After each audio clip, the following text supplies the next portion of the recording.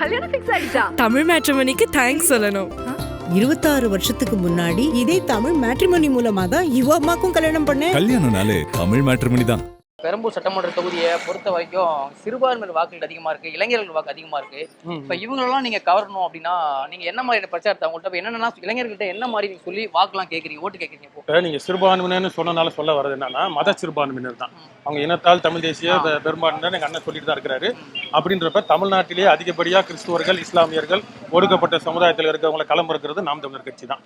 குறைஞ்சது 15 பேருக்கு மேல இஸ்லாமியர்கள், கிறிஸ்துவர்கள் எல்லாம் களம் இருக்கிறாங்க. திமுக, அதிமுக இன்னைக்கு வருது ஒரு முஸ்லீம் கட்சிக்கு 2 சீட்டு இப்படி சொல்லி ஏமாத்திட்டு தான் தெரியுறாங்க காலங்காலமா. அவங்களால எந்த பயனும் கிடையாது, கிறிஸ்துவர்களுக்கோ இஸ்லாமியர்களுக்கோ ஒரு ஒடுக்கப்பட்ட மக்களுக்கோ கிடையாது. சரி, அதெல்லாம் வந்து மக்களுக்கு நாங்கள் எடுத்து சொல்றோம்.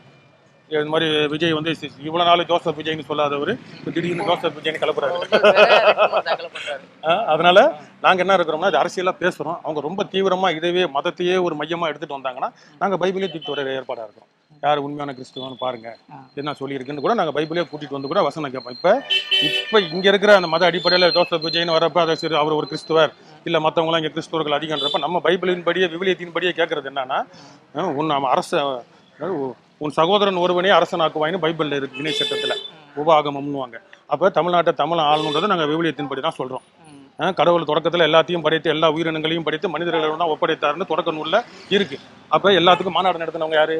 ஆடு மாடு கோழிக்கு மாநாடு நடத்தினவங்க யாரு? நாங்க தான். அப்ப எல்லா உயிரினங்களையும் காக்குற பொறுப்பு மனிதனுக்கு கொடுத்தாருன்னா அந்த மனிதனோட பொறுப்பை உண்மையா செய்யறது யாரு? நாங்க தான். அப்ப உண்மையான கடவுளின் பிள்ளைகள் நீங்க பைபிள் எடுத்துக்கோங்க, குரான் எடுத்துக்கோங்க, பகவத்கீதை எடுத்துக்கோங்க, எல்லாம் எடுத்தாலும் நாங்க தான். அதனால இதையும் சொல்றோம், கேட்கறவங்க கிட்ட சொல்றோம், விவரமா சொல்றோம். தொடர்ந்து சீமான் வந்து திமுகவை தான் பயங்கரமா விமர்சிக்கிறாரு. இப்ப இடைப்பட்ட காலத்துல விஜயை விமர்சிக்கிறத அவர் தவிர்க்கிறாரு. என்ன காரணம்னு நினைக்கிறீங்க? விஜய் விமர்சிக்கணும்னு அவசியம் இல்லை எங்களுக்கு. அவருக்கு மூல கருத்தியல் இருந்துச்சுன்னா நம்ம கருத்தியலை எதிர்க்கலாம், விமர்சிக்கலாம். கருத்தியலே இல்லை, அதனால அவங்க ஆளுங்க சொல்ற சேட்டைகளுக்கு நம்ம பதில் கொடுத்துட்டு இருக்கிறோம். மற்றபடி அவரை விமர்சிக்கணும், அவரை நோண்டணும், அவரை சுரண்டணும், அவர் அரசியல் ரீதியாக அதுக்கு நாங்கள் ஏற்பாடாக இருக்கிறோம், எதிர்த்துட்டு தான் இருக்கிறோம்.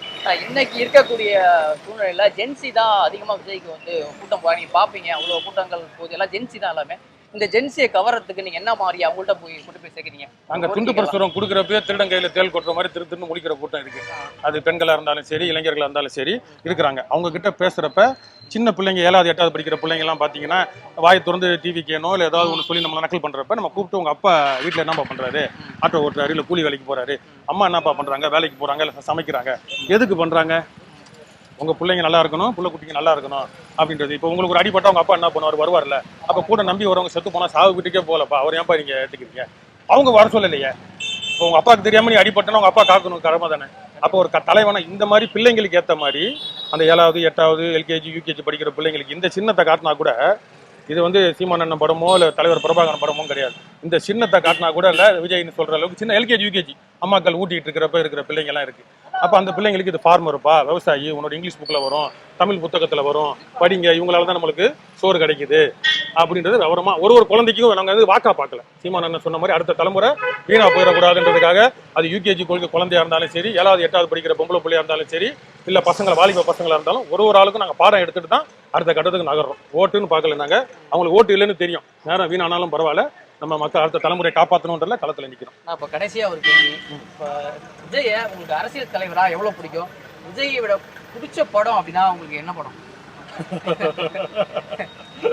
அவர் இப்ப சமீபத்துல இந்த கத்தி இதுல நம்ம வந்து சினிமாவில் இயக்குநர்கள் வந்து பாத்தீங்கன்னா பாலாஜி சக்திவேல், கல்லூரி படம், அங்காடி தெரு, வசந்த், இது போன்ற நல்ல சமுதாயத்துல ஒரு ஆக்கப்பூர்வமான படங்கள்லாம் வந்து சமுதாயத்துல மாற்றம் வரணுன்றதுக்காக கொண்டு வந்தாங்க. இந்த மாதிரி படங்கள்லாம் எடுக்கிறாங்க. ஆனா இவர் நடித்த படங்கள்லாம் பார்த்தீங்கன்னா ஊசியில் நுழையுமா, கொக்கோ கோலா ப்ரௌனு கலருடா, அக்கா பொண்ணு ப்ரௌனு கலருடா அப்படின்னு சினிமா, மாயை, இளைஞர்கள், பெண்கள், தம் அடிக்கிறது, ஜெயிலுக்கு போகிறது, அடிக்கிறது, இந்த மாதிரி தான் படம் எடுத்துகிட்டு இருந்தார். ஆனால் இது போன்ற படங்கள் வர ஆரம்பித்தோன்னா பா ரஞ்சித் படங்கள், பாலாஜி சக்திவேல் படங்கள், வெற்றிமாறன் படங்கள், இது மாதிரி ஆட்கள் நம்ம தமிழர்கள் உள்ளேருந்து ஒரு ஆக்கப்பூர்வமான படங்கள். ஜெயலலிதா கைது பண்ணப்போ அந்த 3 பேரை உயிரோட பெண்களை எரிச்சதை வந்து மையமாக வச்சு கல்லூரி படம், இதெல்லாம் வர ஆரம்பித்தோன்னே இவருக்கே சூடு சோழனை வந்து நடித்த படம் தான் கத்தி. கொக்கோ கோலா ப்ரௌனு கலருடா, எங்கள் அக்கா பொண்ணு ப்ரௌனு கலருடான்னு சொன்னவர் கொக்கோ கோலாக்கு எதிர்க்க ஒரு படம் நடிக்க வந்துட்டார். ஒரு கருத்தியலை கேட்டு நம்மளுக்கும் ஒரு கான்செப்ட் வேணும்டா, எவ்வளோ நாள் தான் இப்படியே சச்சின் படத்தில் ஆடின மாதிரி ஆடுறதுன்னு ஆடிட்டு போயிட்டார். அதனால் அவர் மாறினா நல்லது. அவர் மாறலை. அரசியலாக அவர் 3 வருஷமா கட்சி ஆரம்பிச்சிச்சுன்றாங்க, 3 வருஷம் எப்படி போச்சுன்னு தெரியல. அவரும் மாறலை, அவங்க ஆட்களையும் மாற்றலை, ரசிக்கிறார். அதுதான் ஒரு வருத்தம் அவர்கிட்ட. இப்போ எங்கள் கட்சியில் நாங்கள் இப்போ ஒரு வார்த்தை தவறாக விட்டுட்டோம், நீங்கள் பதிவை போட்டிங்க அப்படின்னா மேலேருந்து எங்களுக்கு நடவடிக்கை எடுப்பாங்க, கொட்டுவாங்க இல்லை நீக்குவாங்க இல்லை மாதிரி தான் பண்ணுவாங்க. ஆனால் அவன் வந்து ஒருத்தன் பொண்டாட்டியாக இருக்கும் வந்து ஒன்று நான் எந்திரிச்சு போவேன் வந்து ஒருத்தன் குத்து வந்து ஒரு பொம்பளைங்க அப்படி இது இவ்வளோ பேர் தரப்பட்ட பேர் பேசுகிறப்ப அதை கண்டு ரசிக்கிறார். அந்த ஒரு கெட்ட மனப்பான்மை அதை தவிர்த்துக்கிட்டு அவங்க வளர்ந்தாங்கன்னா அது அவங்களுக்கும் நல்லது, நாட்டு மக்களுக்கும் நல்லது. இல்லைன்னா ஒரு டிஜிட்டல் குப்பை தொட்டி ஒரு கொலாட்ரல் டேமேஜை உருவாக்குறதுக்கு வருவாங்க. என்னதான் உருவானாலும் தூய சக்தி எங்கேயோ வந்து முளைக்கும். திருந்தணும், அதை அவரே யோசிக்கணும். நம்ம சொல்லி திருந்தணும், சொல் புத்தி எல்லாருக்கும் இருக்குது. ஒரு பெரிய 100 கோடி கெரியர்ன்றார். கெரியர்னா என்ன வார்த்தைன்னு புரிஞ்சுக்கிட்டு சொல்லணும். இப்போ நாங்கள் வந்து தொண்டு நிறுவனத்தில் வேலை செஞ்சுருக்கிறோம், ஒரு 20,000 15,000 சம்பளத்தை விட்டுட்டு வரோம்னா அது எங்களோட கரியர். என் கரியர் வந்து மக்களுக்கு சேவை செய்தது என்னோட கரியர். இவர் செக்யூரிட்டியாக வேலை செய்கிறது இவரோட கரியர். ஒரு அடுத்த கட்டம் வேறு வேலைக்கு போகணும், பெரிய கம்பெனிக்கு போகணுன்றது கரியர்.